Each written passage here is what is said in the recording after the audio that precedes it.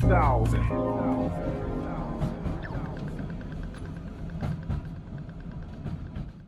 What is doing? My name's Maloney. This is the 3000 podcast. I'm joined today by an artist and a person familiar with the niche, Shan Primrose. Thanks for coming. No worries at all. Thanks for having me.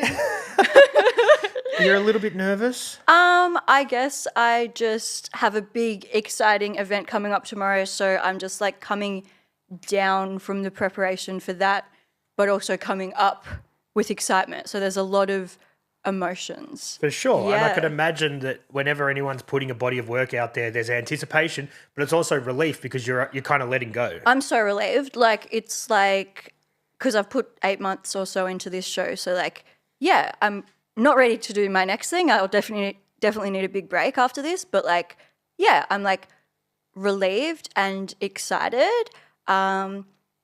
Yeah, for tomorrow. And yeah, It's tomorrow. It's actually tomorrow. Often we record these things in advance, but this is happening right now, and this is going out tonight, and tomorrow is when your show starts. So before we talk about your story, let's just give a quick plug to the show. Yes. So I'm having my second solo show of my career.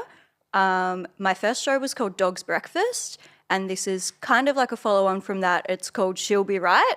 So I'm using like that kind of classic Aussie terminology to kind of showcase who I am. Like, I identify as being like a bogan, but also an artist and lots of other things, which we'll discuss later. But yeah, so yeah, She'll Be Right coming tomorrow. Starting tomorrow, going for 6 weeks, which is huge. Long. Yeah, it's huge. It's the longest. I didn't know exhibitions went for that long, so it's pretty like huge. Because initially I was like, oh, is it going to be like 1 week or 2 weeks? And she was like, oh, our shows traditionally go for like 6 weeks. And I was like, oh my God, that's amazing. But yeah, so She'll Be Right, Jackie Winter Gallery, starting tomorrow and Where going is it? until October 4th. It's in Collingwood on Bud Street, just near like Easy, you know, the trains on the Easies, roof. yep. Easies, yep. Harry's Hip Hop Shop. All of them, Backwoods, all of those kind of like street arty graph galleries and stuff. So yeah, it's a good spot. And I guess that like makes sense with this podcast. So it's all connected and it's all, yeah, it's awesome. I'm keen. And get in and see our mate Jimmy Hurlston at Easy's and have a burger up on the roof when you get down there. Absolutely. Support Jimmy. Absolutely. One of the first that. guests on this podcast. Oh my God, cool. I went there. Yeah, I like studied around Fitzroy, Collingwood. So I went to have dinner up there a few times, lunch. It was awesome. Love it. Love it. Yeah. Getting the plug out of the way early, Okay, but cool. let's get into your story because I know you grew up down here. That I did. So tell us about what a young Shan was doing on the peninsula growing up in Rosebud, I believe. Yes. So I grew up in Rosebud and I went to Rosebud Primary and then I went to Rosebud Secondary College.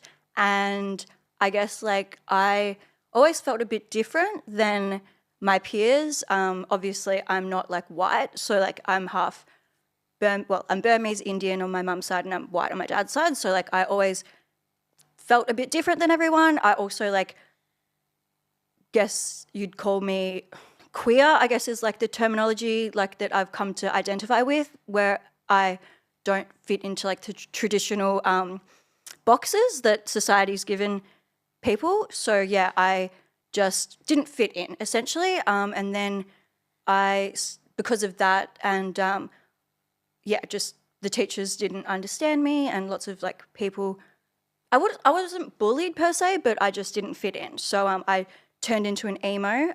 It's actually funny because I'm wearing this Black Eyed Peas t-shirt because in year 7 I won't name names, but there was like this group of girls and I was in that group and they all went to the Black Eyed Peas concert and didn't invite me and my friend Amelia, who also lives on the peninsula still. Anyway, and so then we were like devastated and we turned into emos because we were like, we hate these girls. So yes, we were emos and we were weird and we started hanging out with like the older kind of crowd because I don't know if you know like emo law, but there's like at school, like all the emos just like hang out together, like in the canteen, just being weird and like elusive. Like, so yeah. And I guess like hanging out with older people, we got into drugs and smoking and alcohol and stuff at an early age. So by the time I was like 14, I was like smoking bongs and stuff, which was obviously not great. And I had a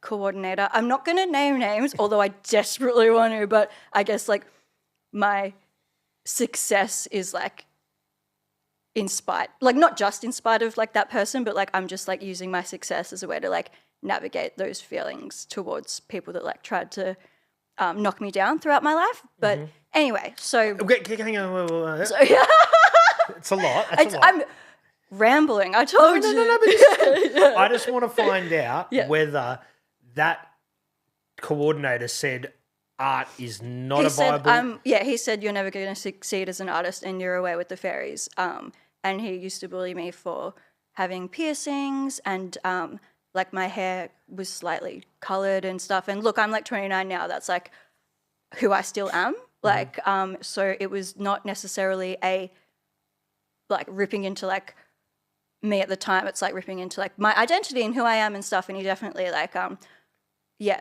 didn't like me for various reasons. So he would like bully me and he told me, he accused me of being a drug addict once, which was low-key true, but like I didn't admit that obviously at school.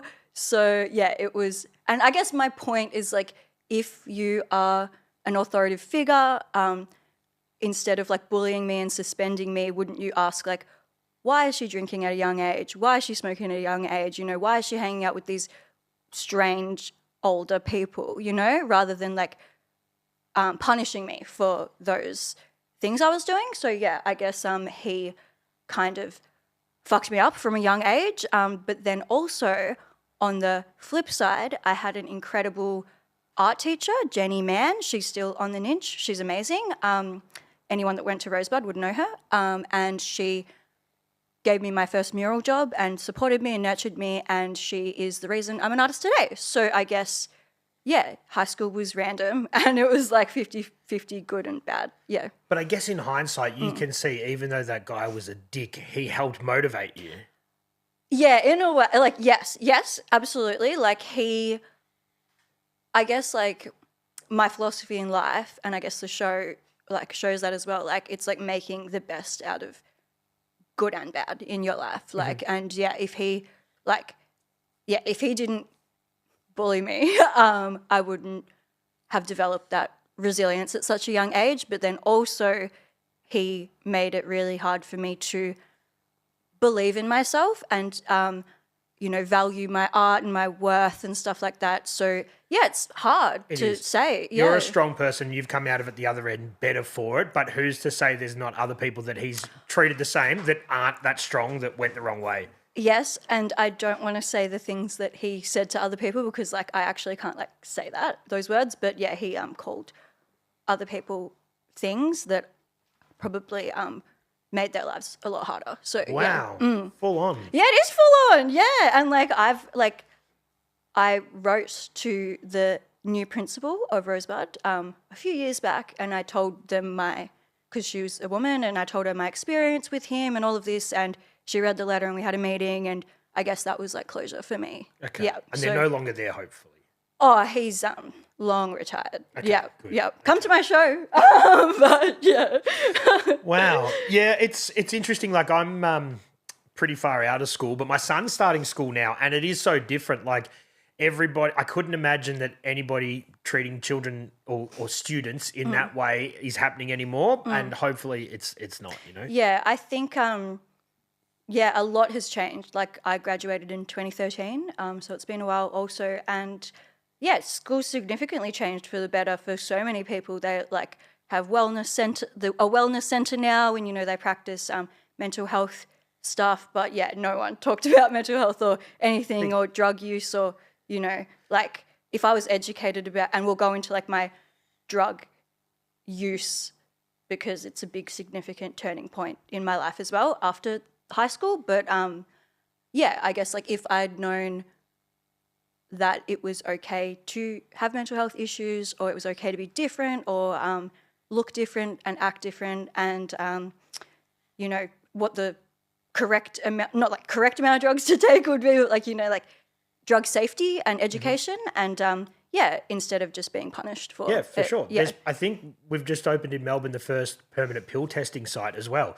So that's a step in the right direction. Absolutely. you Yeah, know? absolutely. I just think like the education system needs to understand that they're not going to prevent young people dabbling probably, so it's better to work with it than against it. Yeah. Yeah.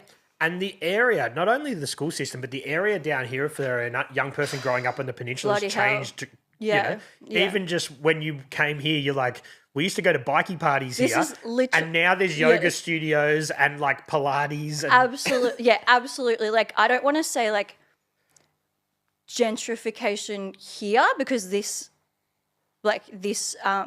industrial area is a really great example of like everything working together. I think business district. Yeah, a business district, and it has all kinds of businesses. But the like peninsula, like more down like Rye, Sorrento way, it's super like different now, which is like fine. And it's just life, and I understand that. But yeah, I guess like, but it's weird because it's like a facade for the underground drug youth problem that we still have here. And like, things are like getting rich and fancy and all of this. And, you know, all of my friends have had to buy houses like outside of the niche, and like no one can afford to rent here and stuff. And it's really sad. So like people probably look at it and think that it's just like rich, white, fancy people, but behind that, there's still a massive like drug issue. And like Woodsy, my friend Nathan's here, but anyway, Woodsy and I constantly talk about our friends like that are still, you know, dying essentially, and on the rocks and stuff because of the massive drug problem that is here on the peninsula. It's really sad. Yeah. On the flip side of the coin, I grew up in the city. I also couldn't afford to buy a house in the city. I moved to the peninsula. I still see my friends down there that are dying and stuff as well. It happens everywhere. Yeah, it does happen. I think the small town, like, I think because it's a small coastal regional town that's like slightly isolated, and young people, and it's the same with me, like I'd love nothing more than to still live down here and enjoy the beach and the nature and the beauty of the peninsula. However, I need my art career and stuff. There's nothing like there's not much down here for young people to do. And just recently they've taken away the funding for the arts. So like the young people, like as you did a podcast with Claire, was it? Yeah. Yep. So it's like they've taken away the funding for the arts. They don't have many music opportunities or creative opportunities. So young people, all they have to do is crack or whatever, you know, like I don't know what they're doing. But like, so yeah, it's definitely a more small town. Like it's different in a way that it's like in the city, there's a melting pot of so many things, and it's public easy. transport makes a big difference. Yes, you can get around. Yes, exactly.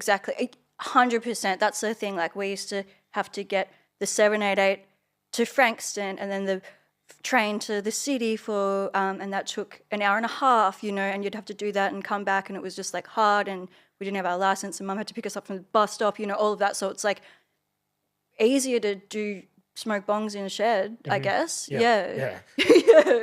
On a positive note, though, it seems like the Frankston City Council's doing some good stuff with art. And Frankston's great. Yeah. No, like honestly, like Frankston, that's what I always say. It's like I wish the Mornington Peninsula Shire would take a leaf from Frankston City's book, because they do so many incredible things for young people and artists and musicians and creatives, and even further, like Stonington Council isn't, like I've worked with them and they paid me incredibly and they like respect me. So yeah, there's like so many other councils doing the right thing. Unfortunately, I just feel like the Niche Council is way far beyond help behind at the moment. Yeah. I did see like one of the Instagram pages I follow, which was like the Peninsula Creative or something like that. I just saw that there was a call out for queer identifying teenagers. That's great, yeah. Right, and that sort of thing, and they were a program for them. And I'm guessing if that was around when you were young, it might have helped you as well. Like, I can't express to you how hard it was for me to pursue my career. Like, the first mural I got that my art teacher got for me when I was 17, did it for free, obviously. And then there was 2 I did it. There used to be a bar. It's so crazy that I can say this stuff. Bermuda 3939, do you remember that? Like behind the plaza. And they got me to paint 2 massive murals. Oh my God, they were like 3 by 6 meters. And they were going to pay me $200 for both of them. And I went to get my payment and they were shut and they'd just moved to Bali. And I'm just like, what the hell? And then I painted one at Captain's, which used to be like a bar kind of cafe situation. Yeah, was Tim used to have that? It was Rob when... Yeah. Maybe they were co-owners. Yeah. Anyway, and then I painted this big mermaid and he paid me $250, which at the time was actually okay. But then they got rid of it like a few weeks later. Or not weeks, like months later. So, I was just like devastated. So, yeah, they don't really respect or understand like the grind down here. But now maybe they do. So, yeah.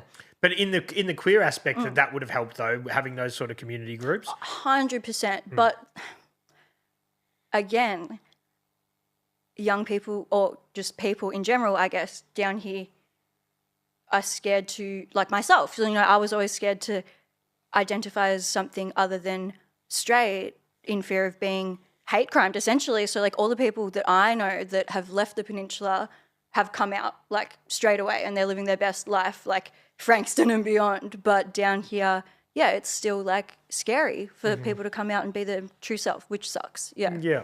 So then on your personal journey, you finished school. You finished year 12? I finished year 12, yes. And then I finished year 12 and then I went on a gap year to London by myself, which was incredible at the start. I worked for Amnesty International, so that's where I started my my parents are amazing and they travelled the world for 6.5 years together and they are very interested in other cultures and stuff. So I grew up like with a lot of cultural influence. But yeah, I worked at Amnesty International when I lived in London in 2014, and that opened my eyes to like kind of human rights and social justice and stuff. And I was really interested in that. And I was partying a lot because like it was like an international kind of like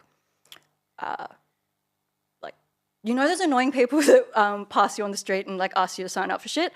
That was what I was doing, but it was like wholesome because it was like for a good organization and my like team were awesome. So we'd party a lot. Anyway, one night I went out and I took way too much of a drug and I like overdosed and died. Obviously I didn't die, but I was like clinically dead.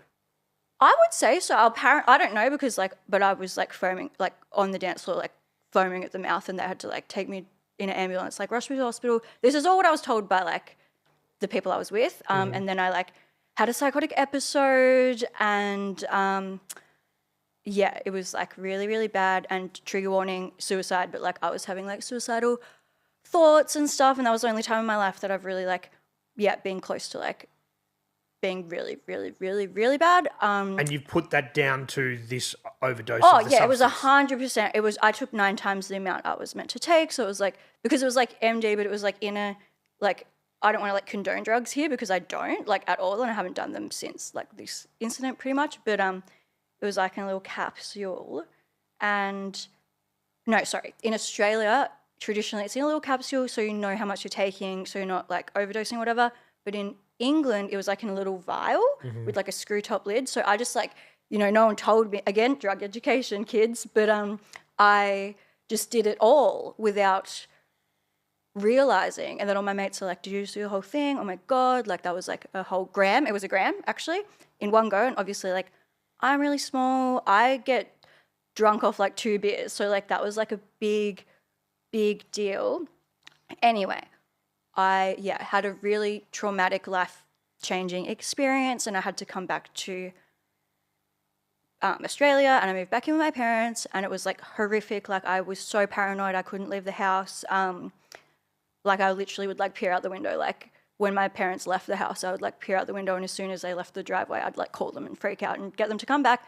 Anyway, that's when my mental health journey started. So like pre-overdose, I was, other than like the coordinator bullying me, but like that was more like, I was just in my self-discovery kind of ups and downs, whereas post-overdose, that's when my mental health journey really started, and I was not okay for like a long time. So you were never medicated pre that? Never. No, I was living, like I moved to London when I was 18. I was talking to random people on the street. I was living my best life. I was so happy. But yeah, then it all kind of took a turn for the worse, and I was really not good. I went to Headspace because I was like 19 or 18. I think I was still 18. And I went to Headspace in Frankston, and they were great. And I guess I just needed reassurance that I wasn't crazy, that something was like wrong with me. Like there was a like reason. So can you just sorry to cut you off, but no, can you break that sorry, down? I'm talking so much. No, but I just want to, if there's people out there that do want help, you can go to Headspace. What is it, for under 25s or something? Yes. Well, it's under 25s. You can just call up and make an appointment. That's fine. And yeah, it's free and it's accessible and it's a great, and obviously, like, I like to say, like, you don't have to call for support when it's an emergency. You can just call like anytime, you know, if you're feeling like don't wait till it's kind of like not too late, but like you're really on the edge of like, like I use, now that I'm over 25, obviously I go to therapy every month. But if I'm having a panicky moment or like an overwhelming time, I call Lifeline. I call Beyond Blue. I just use them as support because that's what they're there for. You know, like it's not like they're not there for you to be like, I've done something or I'm going to do something. They're there to make sure that doesn't happen. Like you don't get to that point, you know? Yeah. So it's like really important to utilize those free and accessible services. And I just like call them and tell them exactly what's happening, and you shouldn't be ashamed or afraid to like actually just reach out to help if you need that. And I'm guessing that the Headspace one is really good for younger people, but after 25 they leave you to sort of it is hard. Like I could talk forever about like the mental health situation, but yeah, after 25 probably it's best to find your own like personal psychologist that like you can go to like regularly, but again is hard down here. Well, yeah, just because it's been so long since I've like lived down, like, well, actually I lived in Dromana like 2019 when I got back from my travels, 2019, 2020.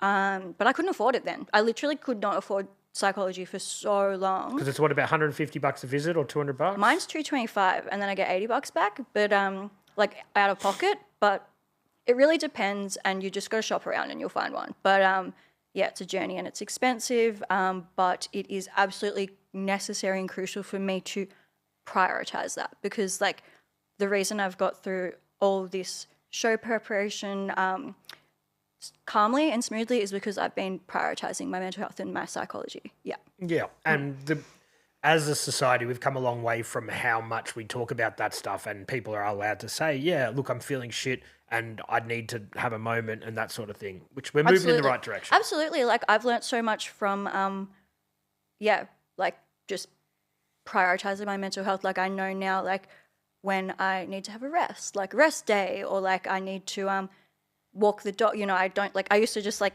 slave away behind the computer every single day, like, and I couldn't switch off. And I'd, get home from the studio and I'd do more emails and stuff. But now I know that like I just need to rest and watch Netflix and walk the dogs and, prioritize like eating well and sleeping. Mm-hmm. So yeah, it's really good. I've learned a lot.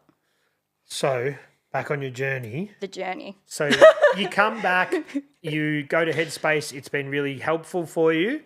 Then what's next? Yep. So then I started going to Headspace regularly, and just like talking through what happened and stuff. I guess like for me, I was seeking more of a medical explanation as to what at the time, like now I'm happy to go to psychology appointments and talk about like my life and all of this, but like at the time I was like desperately seeking like what went wrong in my brain and why am I like this? I don't know why. Like, you know, is it serotonin syndrome? Like, did the chemicals of the drugs like affect my brain like mentally? Like what, like, I don't know. I was just like searching for answers kind of thing that the psychologist couldn't give me. But the end of the day, not just for you, but for everybody, there's no quick fix to any of this stuff. Oh, this is going to be with me for life, whether I like it or not. And now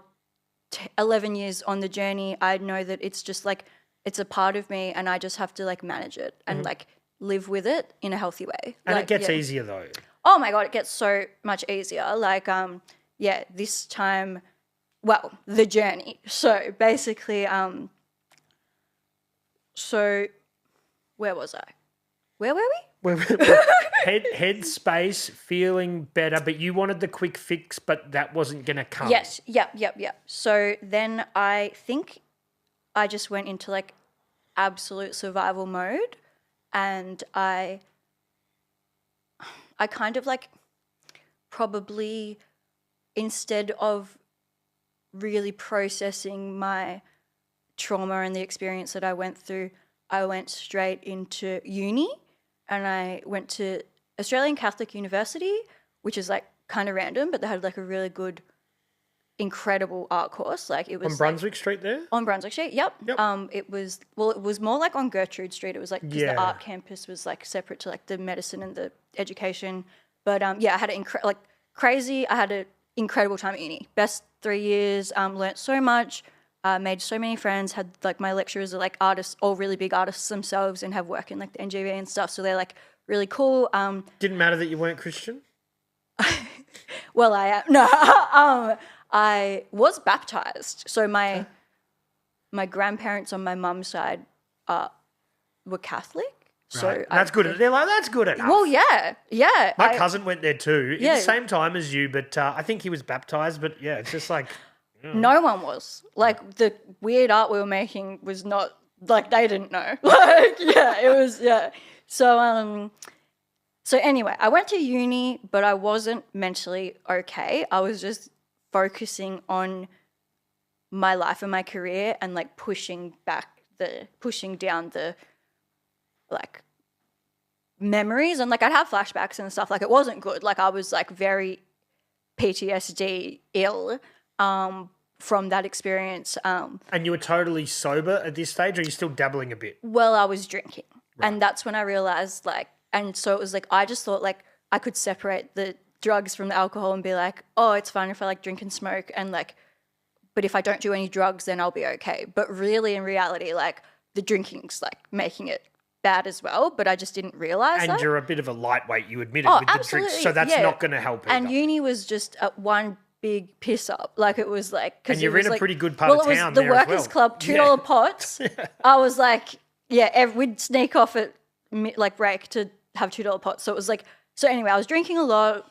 I was doing really like not well at uni, but like I was passing and I was doing heaps of like exhibitions and like festival art and to be honest, shows and stuff. Yeah, group shows. I was like living like this crazy artist life of like, and it was like the best time ever. I was just like, when I was drinking, I did get a bit depressed and like anxious and whatever, but I just thought that was like a part of it. Yeah, exactly. So, but like, so it was like 2015 to 2018, just uni. I was working at Schnitz. I was living in so many share houses. Oh my God, I've lived in 11 share houses in total because just like, I don't want to say it's like me, but it was just the vibes are off. I don't know. I don't like share houses. I like myself and my dogs and, so anyway, but I couldn't afford to not live in a share house. So it's like sort really of part hard. of the experience to an extent. Yeah, I think I just had a bad run of housemates. But yeah, so I was just like drinking, uni, working at Schnitz, share house life, coming down to the Ninch for summer. Yeah, just like living the normal uni kind of lifestyle. And then I finished uni and I couldn't get a job because there was like, there's no jobs for artists. Like, well, there is, but like I didn't have the like CV that you need. Yeah, exactly. I didn't have experience. So you were what? And this is the thing we've got to remember when Yes. you go into school and study these things. What are the jobs that you seek, though? I just wanted to paint in my studio all day. Which is hard to I find didn't that have job. weirdly, I have been doing that for 8 months, so I'm like really, really, really proud of me. But like, yeah, at the time, there was no way that I was going to, unless I was like on Centrelink and living in a shed, you know, like there was probably, like I couldn't live a like comfortable, fulfilling life and paint every day. So, yeah, I guess like I was just looking at jobs and the only like grad job was graphic design, like junior graphic designer. Oh my God. So I got a job at this fucking, sorry, can I swear on this? Yeah. Oh, okay. I can tell what you're going to say. You got a job, you got paid 30 grand a year, you had to do everyone else's work. Spot on. Spot on, brother. It was worse, a little bit worse, $20 an hour. Right, okay. Me and this guy, Rod, ran the whole business for these people. I was doing sales, I was doing warehouse, I was doing admin, I was doing like graphic design, which was my role was graphic design. But anyway, so yeah, exactly right. I think it was, I don't want to say it was 18,000 a year because that sounds hectically low. Like that's under the threshold. But anyway, I don't know. Anyway, Yeah. so it was really bad. And I was there for 2 years, but I managed to save up 10 grand. Did you learn anything, or was it experience? Or it was just a shit time? I learnt that I don't want to work in a corporate setting. Great. For fuck That's a good thing to yeah. learn. Yeah, I don't want to sit behind a screen and because I was like smoking heaps of ciggies too. It was like because I was just like hating it. Like I was just like, oh, I can't wait for my ciggy break, you know. So it was just bad all around for me. Like I was just and I didn't have like energy for the weekend, and it was like full time, and it was horrible. I hated it. So yeah, I did learn some stuff from that. So then, I worked there for 2 years, saved up 10 grand, which obviously took a lot of saving when you get $20 an hour and you have to pay rent and all that as well. But I saved up, and just one day I was on my computer at work and I typed in artist residencies in Mexico because like that was my dream since I was introduced to Frida Kahlo in year 11 by my amazing art teacher, Jenny Mann. And she was like, Frida Kahlo was the first woman of colour that I've ever saw, and she made incredible, colourful art, and I just like really connected with that. So ever since year 11, I have dreamt of doing an artist residency in Mexico. Anyway, I was at my shitty 9-to-5, horrible, underpaid job, and I typed in artist residencies in Mexico. I was just scrolling through, and I clicked on one, and I applied, and I got in, which was really exciting at the time. Did you submit a folio, or how did they see your work? I would have. The first round was just like submitting a folio and like a written piece, which is like fine, but I also think like you shouldn't need to be academic to get into artist residencies. It's a bit elitist in a way. It's just like the art should speak for itself, not the where you went to uni and how you can write and all of this. So I was like, but anyway, I wrote it and I got in. And you would have learned some of that stuff going to ACU anyway. Yes, that's what, like, I am lucky, but like there's so many people that deserve to go to artist residencies that probably don't have those skills. But anyway, that's another That's just what thought. ChatGPT is for now. So true, so true. So then, anyway, got in. So exciting, so excited. Quit my job. Oh my God, I remember. Did you tell them to fuck off? No, not yet. Don't worry, I got a list. So yeah, and then I sped off into the night and went to South America, Central America and Mexico and had like a massive life-changing experience. With It your was 10 the grand. start of my journey. 10 grand's not much. It is in Okay. Bolivia. All right. So we can talk about that. if you Yeah. want. So, well, look, I guess, 10 grand to me doesn't sound like much, but when you put it in that perspective, you over in South America, it's going a long way. I was there for 5 months. Uh-huh. Yeah. Yeah. And I obviously, like, I traveled, well, so the residency was in Mexico and it was in July. And I got to Brazil in April and I think, or May, anyway. And then I traveled up from Brazil through South and Central America to Mexico. But I went the absolute budget route. I got a bus for 33 hours once. And yeah, I was absolutely like povo budget. But soaking traveling. it in at the same time? Absolutely. It was So like, you were, yeah. it's the best way to travel, like on a bus in the middle of nowhere. Like it's the best way to travel. Yeah. Yep. Was the language a barrier? So before I went, I did a 4-week Spanish course here and a 4-week Portuguese course here because they speak Portuguese in Brazil. But to be honest, it didn't really work. It was more like being around the locals and like seeing how they talk and their mannerisms and stuff that taught me how to speak the languages more. I wouldn't say I'm good at it, like, and it's been ages now, but no, it wasn't not for me. I don't know. I think I just have a way of like using my hands and, like rather than verbally communicating. Yeah. Yeah. So you made it work. You get to Mexico. Whereabouts in Mexico is your residency? So it was in Puebla, which is an hour's south of Mexico City. Yeah. So you're still near the action. Well, I was in Mexico City for a month. I stayed in Mexico City. So I like was in Brazil for a month, Bolivia for a month, Peru for a month, Guatemala for a couple of weeks. And then I was in Mexico City for a month because by then I was just like done and I just wanted to like chill. So like chilled in Mexico City for a month, went to Frida Kahlo's house, went to like every museum.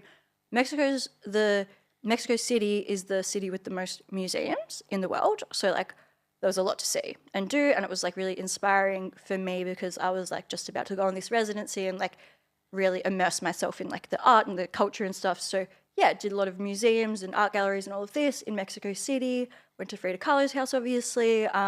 And yeah, did all of that. Then I went to my residency, which was incredible. Loved it. Had the best 4 weeks of my life. And like, it opened my eyes to so many things, especially my relationship with my own cultural background. Because before that, like I always like created art about like, being Burmese and being Indian. Well, not being Indian. That's like a new kind of development. But being Australian and Burmese. Whereas going to Mexico and like understanding like the historical context and like the revolution and how like Spain and indigenous Mexico tried to colonize it, but Mexico didn't, and it maybe didn't end up happening, kind of, and it just reflects Australia's indigenous history as well, and Burma and Burmese, and how colonization is just like all around, and it's so interesting. Like it's horrible, but it's so interesting how it's impacted me and like my identity. So yeah, then I started making work about like all those things, and it's been a crazy fucking thing, and now I know who I am and what I need to do. So it's super interesting that it took you to go to another side of the world to sort of feel the connection with the indigenous population over here. Yes, I agree. And like, yeah, it's like I can't go to Burma currently because it's under a regime.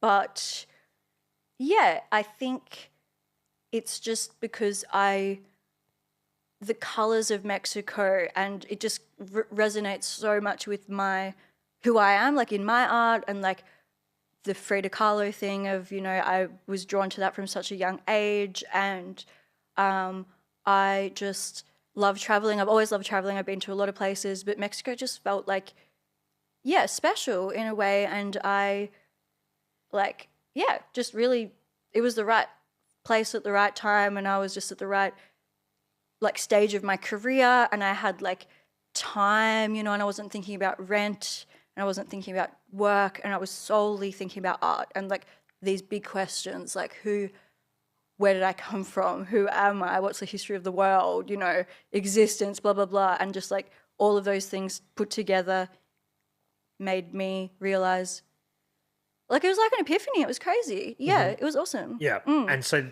that's an amazing way to do it. But in a sense, you're also very lucky to have the opportunity. You put yourself there though, but it's an amazing opportunity to really find yourself as an artist. Yes, and that goes back to like me being like, not everyone has those opportunities, you know. But you like, put yourself forward. You made it happen. Yeah, I did make it happen. No one said, "Here's 10 grand, come over here." You made it. I did make it happen. But also, like, for example, like, and I don't want to go into ATAR scores, but like at Rosebud and every school, like I think I needed a 58 ATAR score to get into my course at ACU, and I got 63. So I just got in when I was dedicated to my art from year 11. You know, I was like got 30 out of 30 for all my sacks. Can't believe I remember this stuff. This is crazy. Got like all high scores for everything. All my essays were great. Like my art was awesome. I did 4 folio subjects. It was like I was like beyond dedicated. But because it was art, it was like marked down in the overall ATAR score. And I just simply just got in to that course. So if I didn't get into ACU, I probably would have gone to like TAFE in Frankston, which I would have loved. Like that course is incredible and amazing. But then again, it's like, would that have been enough to go and to uni and go to Mexico and do all of these things? So yeah, I was lucky. I did work really hard, but I was also lucky that I made it. Yeah. At uni, at high school, when I was also like dabbling in drugs and alcohol and stuff, and I got this score to be able to go to uni. So it's all just really weird. So while you're overseas and while you're having this amazing journey and finding yourself as an artist, are you sober at this stage? You're still dabbling with booze?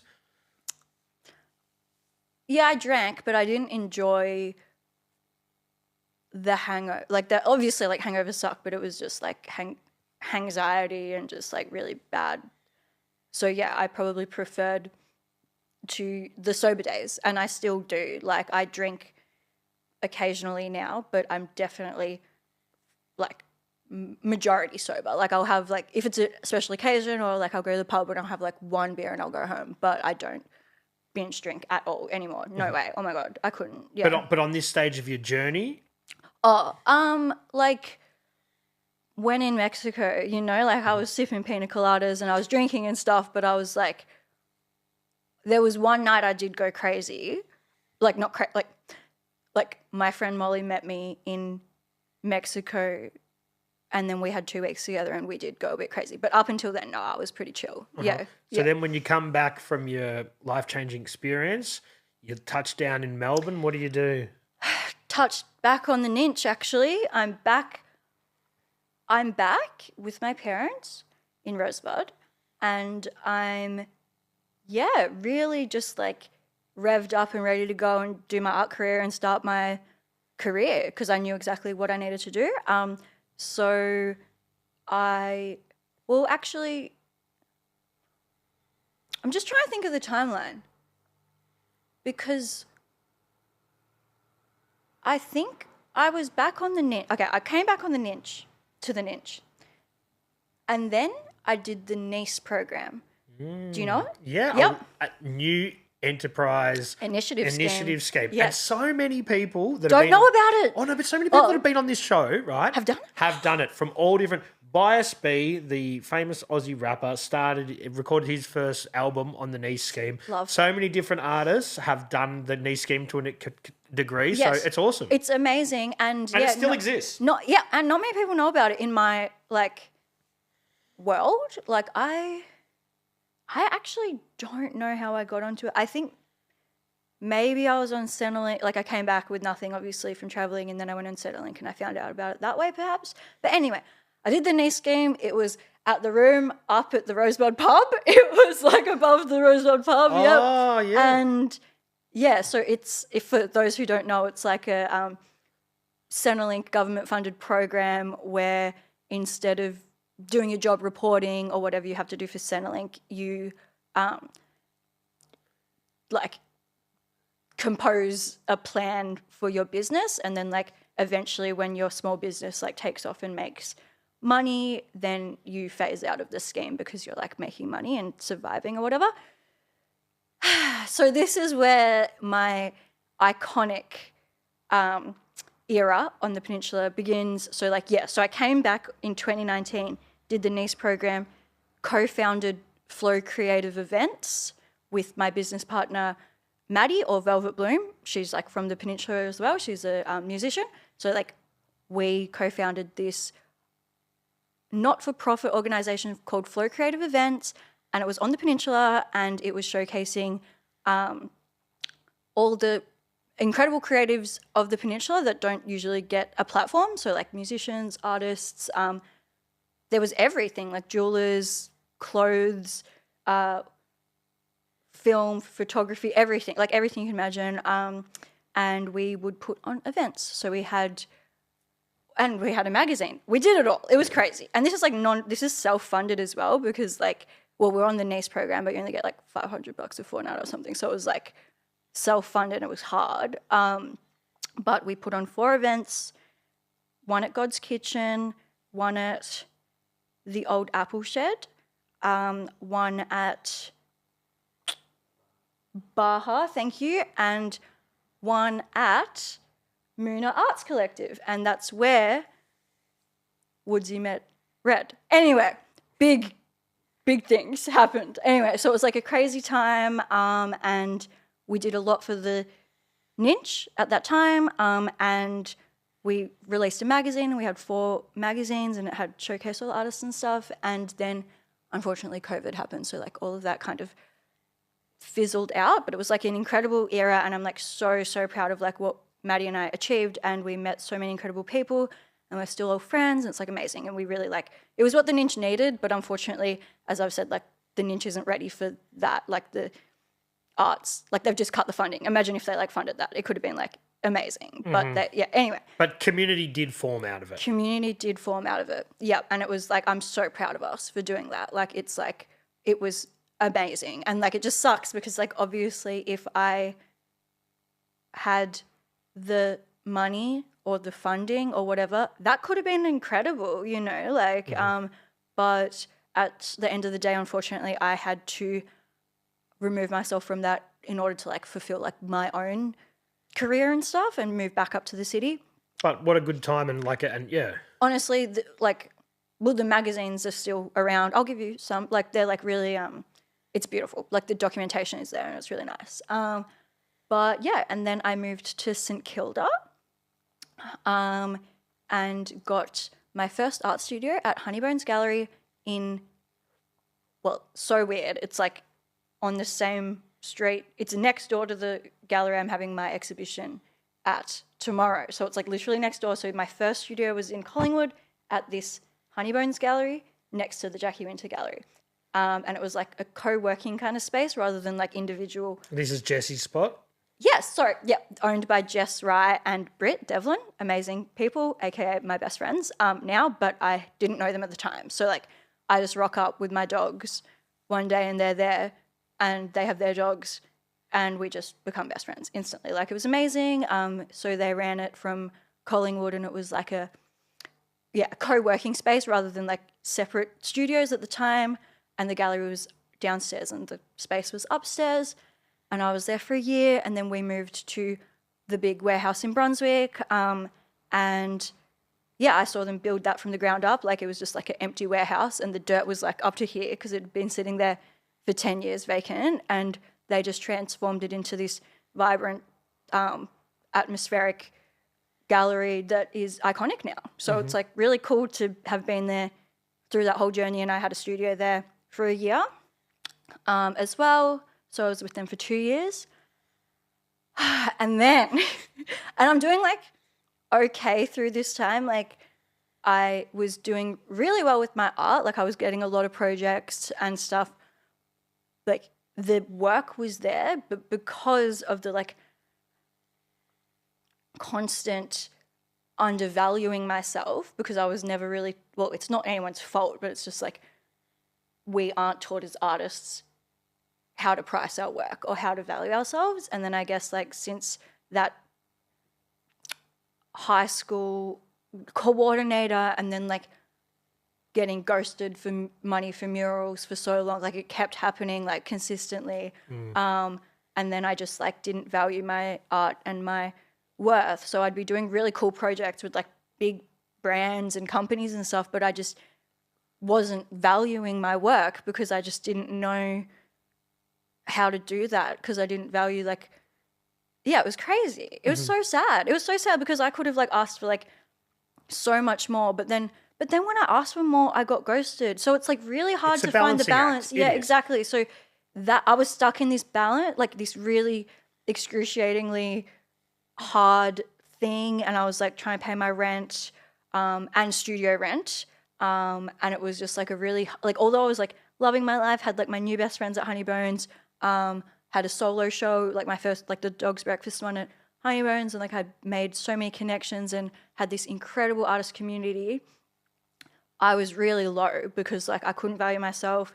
I didn't believe in myself, and also the Melbourne art scene was super cliquey and like outside of Honeybones, and I just felt like I didn't fit in. It was bringing back all these things of like not fitting in and all of this. It's high school all over again. It was giving high school all over again, yeah. So then I randomly moved to Newcastle, New South Wales. I just packed my car. This is it's kind of on brand for me, but like also not. Like it was a really kind of random. Anyway, packed the car with the dogs and moved to Newcastle and started a new life. At the age of what, 24? I was 26. 26? Yeah. Yeah. And you're in Newcastle. That's Tunsey territory, isn't it? Yes. Well, my first studio was at Playstate, so I met everyone from like the scene there, and yeah, there were some really good painters in Newcastle. Like Newey is so random, like no one knows about, no one really talks about it. Incredible music scene, incredible graph scene, incredible art scene. Like it's awesome, and that's one of the reasons I like moved there. But yeah, so I had an incredible 2 years in Newcastle. Almost flawless, like nothing went wrong. Like I got a house like straight away, which was crazy because it was just me and my two dogs. Like, and there's a rental crisis there as well. So I was like, how on earth am I gonna? Real estate's still expensive there, isn't it? Oh yeah, absolutely. Yeah. Absolutely. So you got lucky. I got very lucky. I got very lucky, and I got a job, and I met someone, and I had a relationship, and we moved in together, and there was a beach, and I took up surfing, and all of this awesome chill stuff was happening and it was all good. My mental health was great for a bit. But then I realized that was just like another mask for the underlying mental health that I was, still kind of brewing away. Like it seemed like you were happy though. You had. I wasn't happy. I was happy, but I thought it would last forever. And then when I got like comfortable and like back into a routine of like art, work, studio, partner, like I was going like sad again. So then I went to the doctor, got back on my medication, found a therapist, and like tried to get things going again, which was happening, and everything was good. But then me and my partner broke up, and with like it was a very amicable breakup. And we're still like really good mates, but yeah, we just weren't the right people for each other. And I guess like going through breakup, I needed my friends and my family. I just couldn't like go on in Newcastle with nothing else. Like I loved my community and my art. Like I had a studio and I had all of this and I was really happy. But yeah, the breakup thing just like was the last kind of straw. Like, and it was like 2 years and I'd had my fun and I was ready to just like go home and kind of like, because like also trying to build a name for yourself in a new place, oh my God, so hard. Like, like it's just like in Melbourne, everyone knows my name, it's all good, but like in Newey, no one knows your name. And it's like, I was getting like, I'd submit my work to group shows and I'd get like rejected and stuff because like people didn't know my name. It's very like, it is very cliquey as well, but like fair enough. It's like a small town and they've like built it like a community. So like I'm not going to just jump in there and expect to have all these opportunities, but it's still like, yeah, it was hard. It was really hard. Yeah. Yeah. So then back to the peninsula. I actually don't even, what is my life? Or straight back to sorry, Melbourne. yes. Back to a mattress on the floor at mum and dad's. Yes. Right. In Rosebud. Yes. Mid-20s.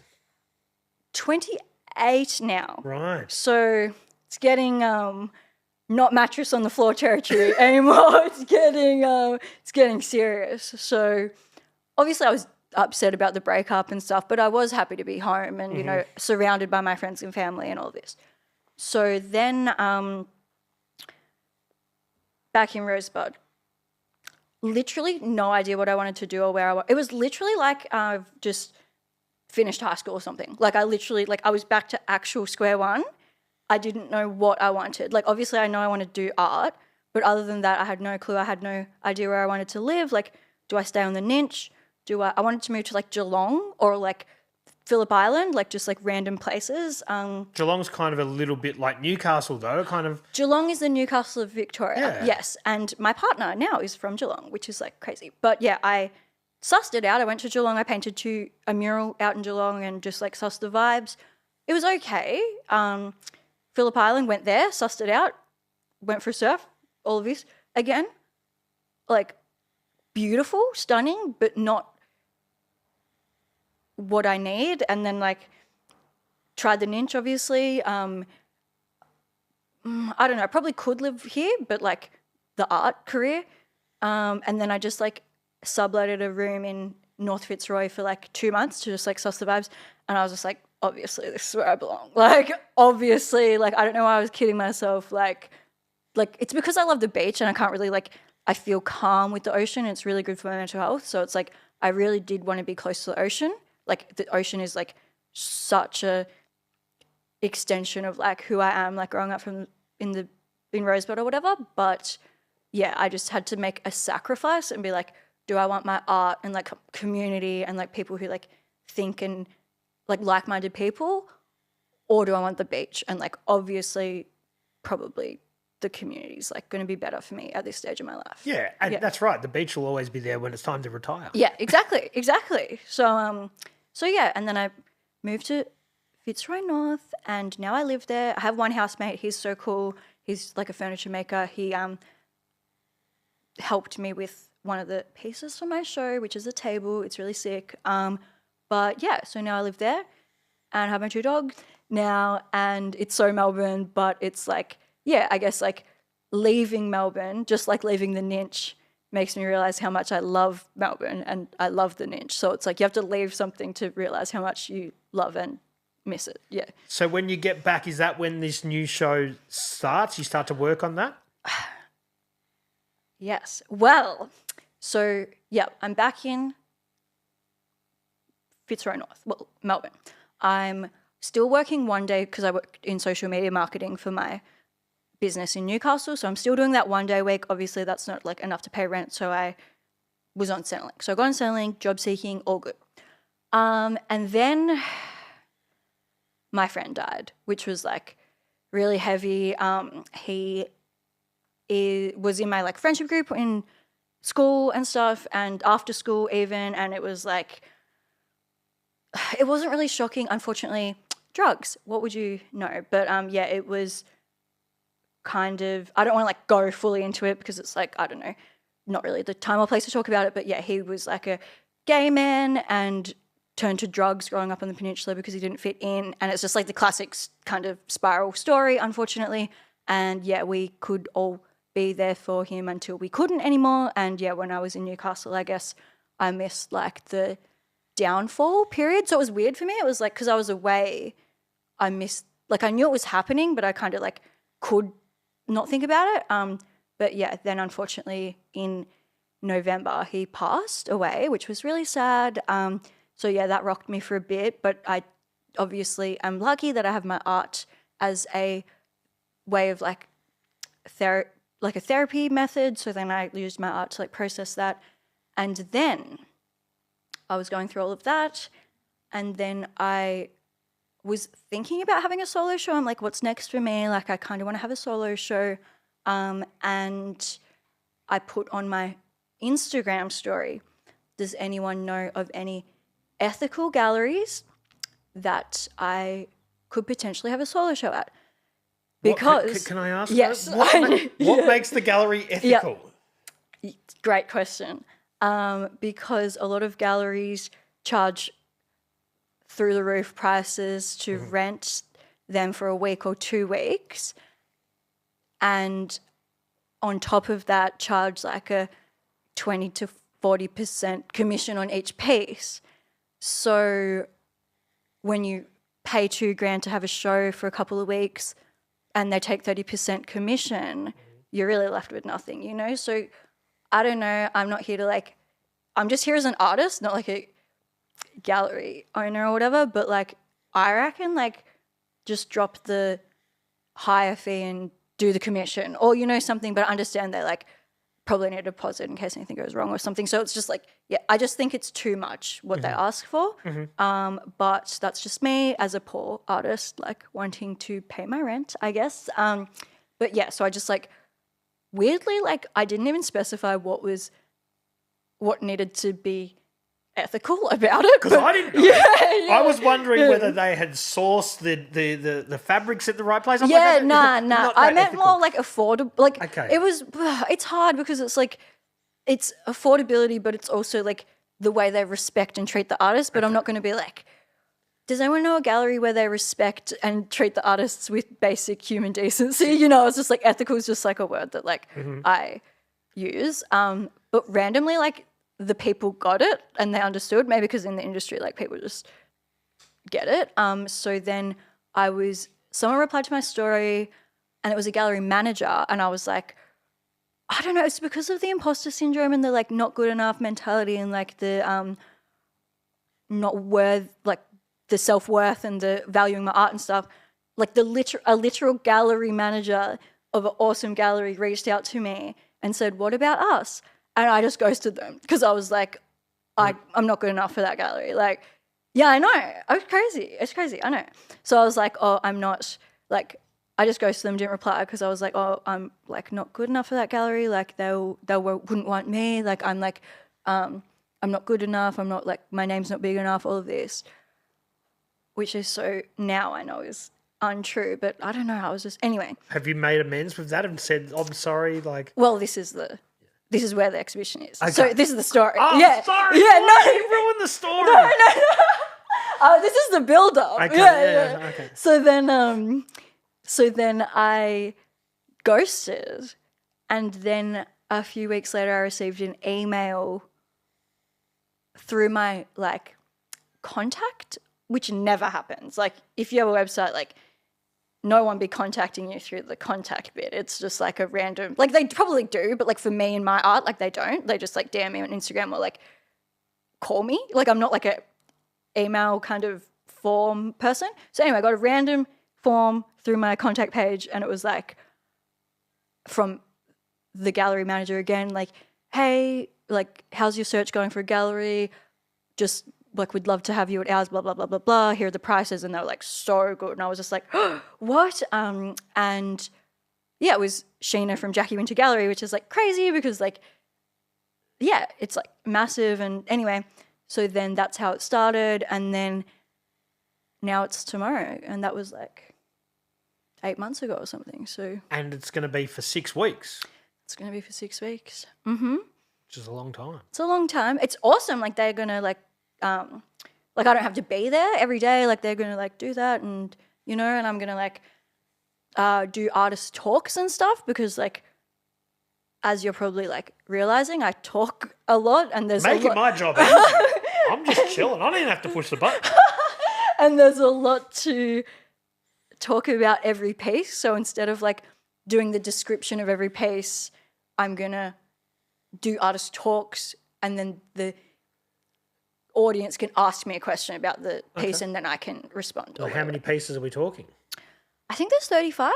Mm-hmm. Yeah, and they range in scale. There's like little ones, and then there's medium ones, and there's massive ones, and lots of like materials and mediums as well, ceramics, paperworks, canvases, like rug, like a tufted rug.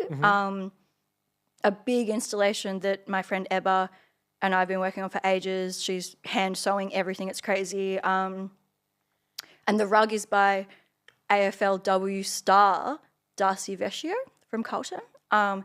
Because, AFL was like a big repetitive motive throughout my journey. So, yeah. Tap into your boganism. Bogan. Yeah, that's it. Yeah. No, it's all like the show description. Shall I say it? Yeah. Okay, cool. My partner wrote it, so he's like really good at writing and stuff. So it's on the website. Yeah. JackieWinter.com. Wait, no. JackieWinter.gallery. I've never actually read this out loud before. Okay. A Southeast Asian fiesta collides with coastal Aussie bogan culture to playfully traverse trauma and identity in She'll Be Right, the upcoming solo show by Burmese Australian artist Shan Primrose. Exploring her lived experiences over the past 29 years from the Mornington Peninsula to Naarm, Myanmar, Newcastle, Mexico and Italy, the artist draws influence from the anguish, beauty and growth that each geographic transition has bestowed upon her. Inspired by kaleidoscopic watercolour creatures crawling out of dusty U12 folios, this multi-scale body of work explores resilience through themes of small-town queerness, evil sharehouses, mental health care plans, cultural identity crises, relationships, and more. There's heaps more, but I just don't have that. That's something ChatGPT can't do. I know, right? Yeah. Exactly. Scott's like a journalist and stuff, so he's like really good at writing. But good on you, Scott. Shout out, Scott. Yeah. But yeah, it's like, you have to like know me well to be able to write stuff like that, I guess. And like also, I have to know myself, and ChatGPT doesn't know me. Yeah. No. Yes. So yeah. No, stay away from it. So just one last time, Jackie Winter Gallery. The show's called She'll Be Right, but it's She'll Be Right with a question mark. Like, will she? Will she? Yes. Time will tell. I think she will. Okay. Like she's come this far, but like dog's breakfast. She'll be right. Yep. Taking the piss is one option. I don't know though. That's a bit. Taking the piss. Yeah, I'm not sure. It's like I don't want to go there right now. I need to celebrate tomorrow. Correct. First. You do. Yes. It's funny though. Like I'll talk to some artists that have got an exhibition coming up, and they already know what the next one is. Like they're all a body of work, but they want them to continuously sort of in continuity kind of work. I don't want to be that way, just because like it comes to me when it comes to me. Like I don't want to put pressure on it, and like also like I do love having exhibitions, but it's a lot of work, and there's other things that I want to do too, like do more residencies and travel, and just like I don't know. Exhibitions are just like one part of my practice, but they do take up a lot of fucking work. Like it takes time, and like it's like 6 to 8 months of like you can't really have a job. Like as well as that, you need to like dedicate the 6 to 8 months to, in my experience. But like, my friends who have solo shows while they have full-time jobs, it's like crazy. Like they're really stressed. Yeah, for sure. So if you're going to describe each artwork when you're there doing the artist talks. Oh, sorry, not tomorrow, but like I'll post it. I'm literally not thinking about anything other than this podcast and the opening tomorrow. Like so it just, stay 6 tuned. p.m. tomorrow? Yeah, 6 to 9. 6 to 9? Yeah. There's so many people coming, I'm scared. But it'll be awesome. Yeah. Will you indulge in a champagne? Absolutely. Like I drink, will you guys. Get Nathan on a champaign? Oh, no, I don't do that. No. He has to be, he's filming, so he has to be on the ball. Yeah. But I drink. Like I'm not going to, like, I don't want anyone, like, go on my Instagram. I be drinking. Don't worry. But, like, big, it's actually sponsored by Molly Rose Brewery. Okay. So I don't know if there'll be champagne, but there'll be, like, Beers. Yeah. Oh, that's awesome. Yeah. You need people to have a few, so then they get a little bit more Get their excited. money and they out. Get their money Yeah, out. absolutely. Well, No. everyone's got to make some money. Well, yeah, absolutely. No, and I have a good feeling like I probably won't sell the big pieces that are like thousands and thousands of dollars, but like, yeah, I have a good feeling. I've done like a range of like pricing, and I just wanted to make it like semi-affordable, you know? Yeah. There's a Deviate piece behind you, which is 1250 by 1450. Have you got anything of that scale in the show? Yeah. You do? Yeah. It's like the biggest one is 1850 by 1500 maybe. Yeah. But that's massive. Yeah, they're all around that size. Like the bigger canvases and stuff. And the rugs for sale? The rugs for sale. It's not on the floor? It's on the wall. It's on the wall. Yeah. It's a hanging rug. It's a hanging rug, yeah. But you can put it on the floor when you buy it. You can do whatever you want when you buy it. Like the dogs love laying on it, but yeah, it's art kind of, so you don't really want it on the like just for people to walk on like through the gallery. I just didn't want that, but it would look great on the floor or the wall. So up to you. Yeah. Multi-purpose. And do you know what's good about hanging rugs? It's good for acoustics. I didn't know that. Yeah, well, because it stops. Looks like you need a rug on the wall. Yeah, I need some around here, but that's why people put There's one carpet on the actually walls. for sale Oh, at my wow. show. Oh, Yeah, yeah. if you're interested. I can't come tomorrow though. Oh, that's all right. No, that's Tomorrow's cool. my birthday. Oh my God! Happy So birthday! Nathan's not coming to my birthday, obviously. 'cause It's he's my been with dog's you. birthday. Arnold. it? It's Arnold's 5th birthday and also his birthday party. And there's going to be a piñata, so it could also be your birthday if you want. Wow. Yeah. Do you know what? I don't know too many people that share that birthday. Michael Jackson had that birthday. Really? Yeah. Wow. And now I know Arnold does too. And someone else. Anyway, yeah. Wow, love that. Oh, my friend's mum. okay. Yeah. Anyway, cool. So yeah, happy birthday. Thank you. Cool. So tomorrow night at Jackie Winter. Jackie Winter in Brunswick, yep. next to Honeybones. The old Honeybones. old Don't worry Honeybones. about yeah. It's like it's like on Bud Street. Just walk until you see like this really colourful building. It's like a massive like mural.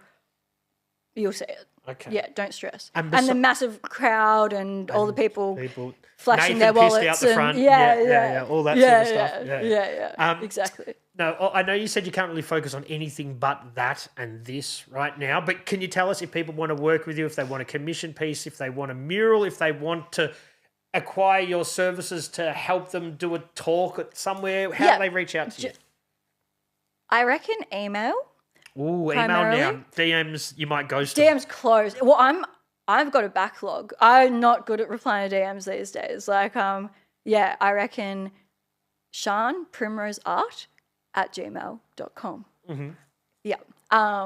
Yeah, email. Like, yeah, setting my boundaries, email. But yes, obviously I'm open to so much work. I just the next 6 weeks, I think I'm just going to give myself some time to soak it up because these pieces are they date back to some of the Mexico, so it's it's just a time of reflection and to really take in what I've done and be proud of it. Yeah. Yep. But then you can still email me if you want.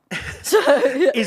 Is it cool? Do you get people that purchase the pieces and then they send them to you at their home or hung up somewhere? Is that the final letting go stage? People Say someone buys the rug and they're and here it is and this is in our, conference room or something like that. Yeah, that would be incredible. Can't say it's happened often. Really? But yeah, well, a lot of my art, I just end up storing it away, if it doesn't sell or whatever. There's been art that has sold, definitely. For example, at Dog's Breakfast, the first solo show, I painted a surfboard and the president of North Melbourne Football Club, who I go for, bought it and I helped her install it in her house. So yeah, it is beautiful. But that hasn't really happened since then because I've not been selling, because I've been in Newey and doing heaps of stuff. So it hasn't really but yeah, absolutely. Hopefully I'll get more buyers and have more experiences like that. Yeah. And what about potential artist collaborations? Yeah, I've never not been open to that. I just guess this is the first time that the collabs were kind of in my control. I could choose who I worked with, rather than, yeah, I know she's famous, but yeah, no, it was like cool because so yeah, like obviously I'm open to that, but I just like they have to be the right person and share the same like values and like philosophy as me in art. Yeah. Yeah, it's like a whole thing. Yeah. I definitely get that. Yeah. Yeah. And that's like anything. You got to collaborate with people that are on the same level as you and that have the same values. Absolutely. Yeah. Ethics, as you talk Yeah, 100%. Like there's been like other like footy players that I've like reached out to and they like fair enough, like they're busy, but like Darcy was like super keen to just like jump on board because like they are another, you know, queer person of colour artist and we just share the same lifestyle and values. So yeah. You shared it today and it's a very interesting scenario that we had the first AFL player come out as bisexual. In the men's. In the men's. Yeah. And this is where I'm going to. In the men's, that's the first time in 130 in the women's, years. everyone's a lesbian. Well, yeah, literally. No, yeah. it's true. Well, like not everybody. Most people. Yeah. So it is so unusual that can be so different. And such big news as well. But like it needed to like sort it of needed happen. to absolutely. And like absolutely. And it's just like random that it's taken this long, but like No, well, it shows how much the masculinity is Yes. it represses these Yes. people being themselves. Yes. And like my cousin, he shared it as well. He's a gay man in a same-sex relationship, but he didn't come out till he was almost 30, right? He went to your school, right? He didn't come out until he's later in life, but I think all this stuff helps people, and especially on the peninsula where you said you couldn't really identify as a queer person, those people speaking out helps all these other people that probably put themselves Yes. in a box. And that's literally a great way to like start concluding because like that's literally my whole life purpose. It's like I'm not here for the fame, I'm not here for money. Like obviously I'd like to pay my rent and live comfortably, but like I literally don't care about fame or money or anything. The reason that I do what I do is to show other young women of colour or queer people or like people that are different or look different or, you know, have a accent or, you know, come from a different language or cultural background or whatever, that like if I can do it, you can do it, you know, kind of thing. And like it's like you can see me, like if young people from Rosebud Secondary College like can see that I'm like listen to this podcast or like can see that I'm having a solo exhibition literally talking about who I am and all my struggles and stuff, like that is a step in the right direction for like the future generation. Yeah, for sure. Yeah. I'm going to email it to the school. Do it. No, seriously. I was going to like give a flyer there, but I'm kind of like, they don't know who I am. Like many of the teachers have retired now that I like work. I think the school would have, it's had a renovation. It's changed a lot since you were there. Yeah. And I'm just kind of like I ticked off that kind of thing when I did send that letter and I'm like ready to like. Let it go. Let it go, yeah. But like not let it go, like if they ever wanted me to like talk or whatever, like of course I'd be interested. And like, and that's also like, I hate when people like leave the niche or whatever and like just completely forget about their roots because like at the end of the day, like this shit is what made you. And it's like so important to like, well, in my opinion, like obviously like there's a lot of people that are like traumatized, like no, there are like, you know, I know that that couldn't be sounds themselves. bad, but it's a pretty amazing place to grow up. So the area didn't traumatize them, but maybe the era. Well, the teach, like my coordinator kind of thing. So like the era, living in the time we did was the thing. But yeah, it's like also nice. Like I've received some messages of like people being like, oh, like I'm really happy that you still have a great connection to the peninsula. Like they say that I'm always down here and like hanging out with Woodsy and like, you know, coming to local events. And like I went to the, the Save the Arts MP, like those events and stuff where I'm still like showing my face. Whereas there's a like, and no shade, but like there's a lot of other artists and musicians or whatever that have made like are making it or whatever that just left it behind and like don't still stand up and stuff. But I just think it's like so important to like show up. And that's why I'm here today. You know, I'm like still showing up for my community that I love and care about, just like not in the way that I wanted to necessarily. But that's just life. So you can't have everything. Yeah. Do you think you'll retire down here? That depends on many factors. Like obviously my like partner, like their where they want to live, and also because like my parents still live in Rosebud, but depending on where they live, and my best mate lives in Hastings, but she's moving to like she might be moving soon. So it just depends who's here and like what the vibes are. But yeah, I would absolutely love to. I could see that. Yeah, I would love to. Oh my God, always want to live back of Rye or Red Hill. Like that's obviously probably not attainable. But yeah, if I'm $1 million artist after this show, who knows? Anything's possible. Yeah, so sure. we'll see. All right, Shan, it's been a great chat. Thank you. Sorry for all the rambling. No, and, that's what it's all about. Okay, how long has it been? It's been an hour 20. That's pretty standard. Yeah. Okay, cool. Awesome. We're going to get this out now because we've got to get it uploaded. So it's hitting the internet at 7:30 tonight. But anybody who wants to go to Jackie Winter Gallery in Brunswick. In Collingwood. Yep. For the next 6 weeks, starting tomorrow, the 29th of the August. The opening hours are on the website, but I think it's Wednesday, Thursday, Friday, Saturday, 11 to 6. But double check. And your website? And my website's shanprimrose.com. And anyone who is down the peninsula, support local artists because Shan would appreciate that. Oh my God, please. Like, well, I'm glad you're doing this podcast because there's like not that many platforms and they're really hard to find, but like you can find artists at like markets like the Emu Plains market and stuff. And there's probably like other ways to find local art around. Like there's a few studios and stuff. So yeah, just like Google like artists, Mornington Peninsula. But yeah, make sure you just, because usually when you Google like artists Mornington Peninsula, it's like watercolor, art of like the beach and like, it's like, but there are like young, or not young, but like there are contemporary artists down here doing really amazing, great things. Unfortunately, it's hard to find, but you just got to reach out and I'm sure if they jumped on your Instagram and saw who you were following, there'd probably be a lot there. I would definitely agree with that. Yeah. There needs to be a database. Sorry, I'm going off topic, but like Flow Creative like was the database, which was like the whole point. But now there is not really a... Is their Instagram still up? It is still up, but I feel like a lot of those people like have transitioned or like changed businesses. Or, I don't know. Yeah. Anyway, it's a future project. It's a future... Yeah. I might resume that potentially. We could get Woodsy onto that because he's got nothing else to do. Well, Woodsy kind of does that in his own way for music. So, yeah. Because he's filming over there right now and he's putting together something that I believe... I don't know. I don't know anymore, man. Okay. No, just kidding. It's in the works. Woodsy and I have... Well, we've pretty much said everything in this that we were going to say in the doco, but there's like more visual kind of elements and like Woodsy's been... Nath Films, has been following me around.